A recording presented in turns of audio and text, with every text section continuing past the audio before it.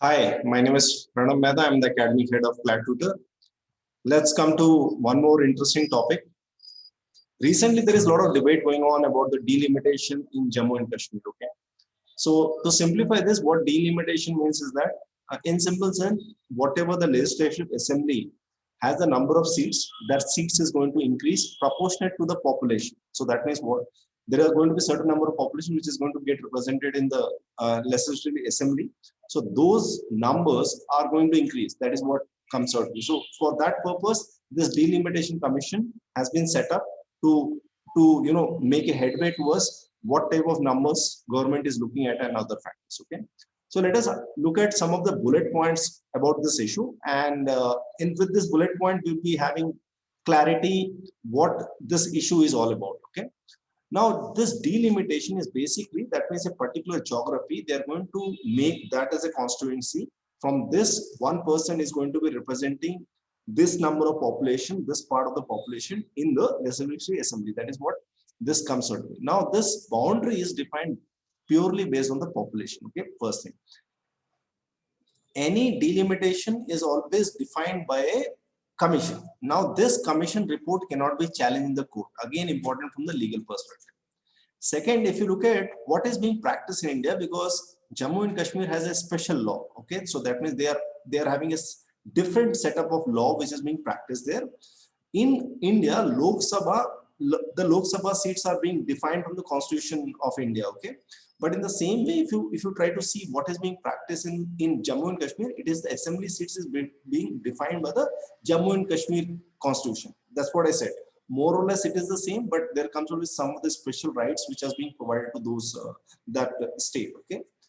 Now delimitation last first we can see Jammu and Kashmir Representation of the People Act in 1957. So the first delimitation that has taken place comes out to be in 1957. Okay, so from that act, this all these different delimitations has been taken in the different years. Okay, apart from that, if you look at in the past, the delimitation has taken place in 1963, 73, and 95.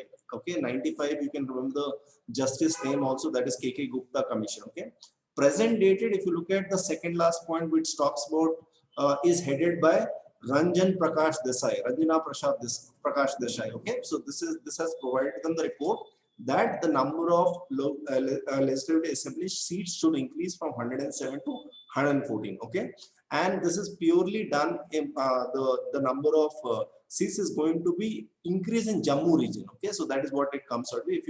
If you want to have a clarity, this is what it comes out with. So if you look at the yellow part is being denoted as the Pak occupied Kashmir, and the 22nd region what you see is the Leh, which is known as the UT. Now this, all those other factors which you can see, the Jammu and Kashmir region is from 1 to 20. Okay, that is what it comes out with. And on the right side you can see there is a Kashmir at the top north part, and the south part of that comes out with Jammu area. So the number of seats which is going to increase is in the Jammu area. Okay, that is what it comes out with.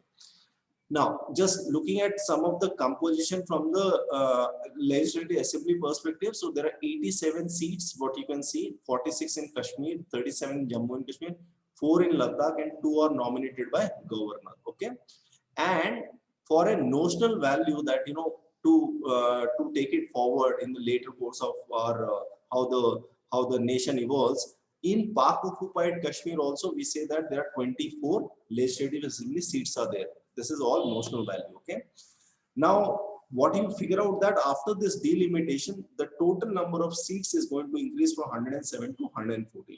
Right now, this type of structural changes you will see in different states also in the coming year, because the population is increasing and the representation of those number of that part of the population has to also get represented in the Lok Sabha and the other Rajya Sabha.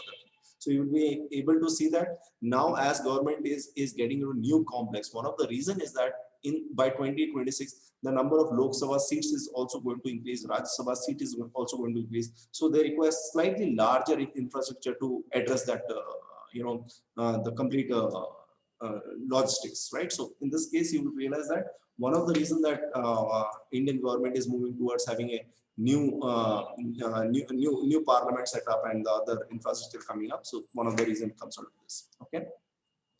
Now other factor comes out of that. If you try to read in the editorials, you will figure out that there comes out to be some of the angle towards the politicization of the complete process, but purely you can just look forward to the factual aspects of this and look forward to addressing that from the examination perspective. Right. Thank you so much. In case you have any doubt pertaining to the same, you can mail us at hello@cladtutor.com. And in case you want us to provide you some information further to it, you can write us in the comment section. We'll be ready to help you out. And you can also download the PDF from the Telegram link provided to you. Thank you so much.